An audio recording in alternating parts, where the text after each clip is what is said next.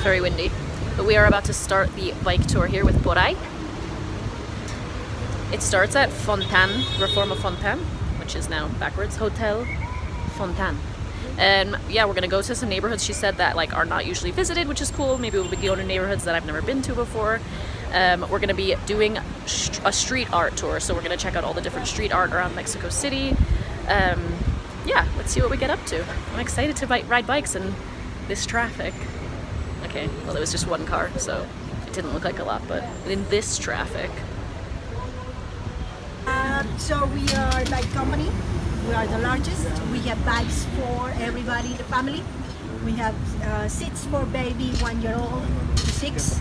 We have children's bike.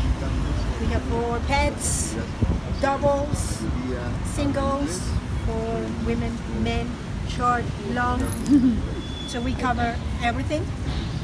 And we also have the experiences on bikes. So we take, we have 10 different tours to explore the city. If you want to learn about history, culture, today we're going to do the street art tour, going for neighborhoods that nobody else goes. In the search for this great graffiti, we have amazing murals from artists, locals and internationals. Mexico City now has the fame of being a painted city.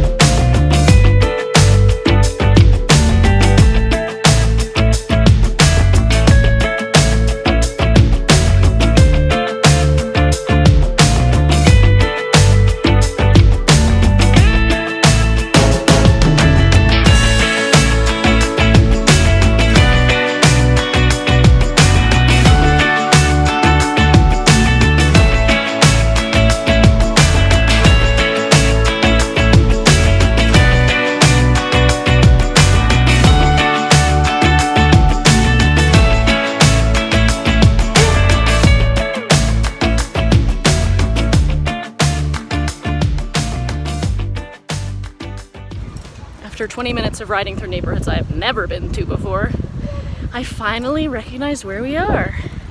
We're at the Plaza de Tres Culturas. I'll let our guide explain. Now we are in Tlatelolco. Tlatelolco is from the 1400s. It's a pre-Hispanic city.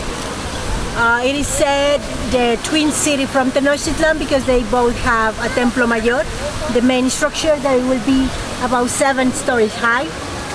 We only have now the same, sorry, it had the same fate. After the conquest, everything was demolished. And as you can see, the church, San Santiago, they took the stones from the pyramids to build it. 1968, there was a lot of social protests around the world. Vietnam War. Here in Mexico, it starts in the public university, demanding free of speech, universal access to education, democratization of the unions, and started in July, the medicine school.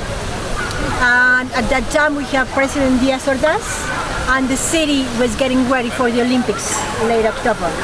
So he was very strict, and he didn't want to show to the world that he was not in control. So every time that there was a protest, he will send the police or the military to quiet down. But instead of that, the movement started growing, started bursting, and they made an assembly. They made a public call out to all the public universities, public in general, to come together here in the Plaza, 2 de Octubre, and from here they will march towards Zócalo to protest in front of the president. But they have another plan to put an end to it. So they got the Olympia Battalion, the special force that was getting ready for the Olympics security. They were wearing a white glove in the right hand, and they placed snipers in those buildings. The military surrounding the square. In this building. So they shot a flare, and that was the signal. The snipers started shooting to the crowd. The military, not knowing that they were going under attack, they started repelling the fire.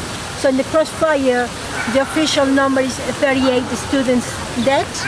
Everybody running scared outside from the square, and the police were in the surroundings waiting for them. So the leaders were incarcerated. Some of them spent 9 years in jail for crimes that they did not commit.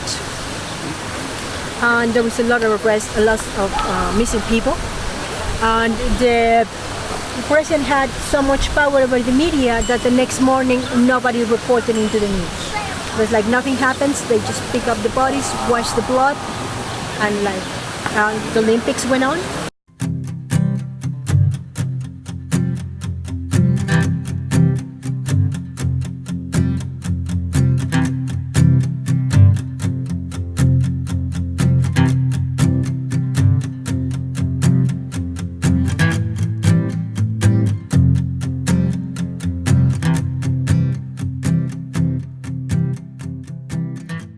We finished the bike tour yesterday afternoon. It was so much fun. I really love when like tours are more than just what they say on the tin. And this was supposed to be like a street art tour, and it was so much more than that. It was a history tour. It was super fascinating.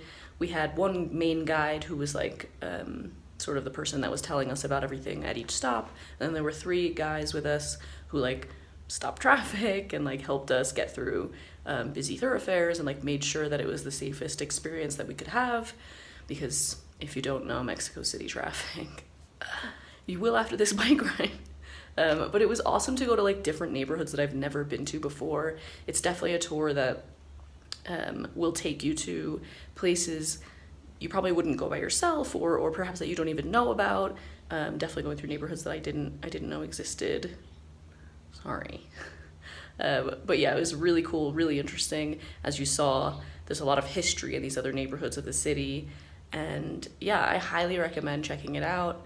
They're called Poray. They are based right at the Fontan Hotel in the Centro Historico. And they do all types of bike tours. You could even just rent bikes from them if you want. But yeah, I hope you guys enjoyed this video. If you did, please give it a thumbs up, and I will see you next time. Bye.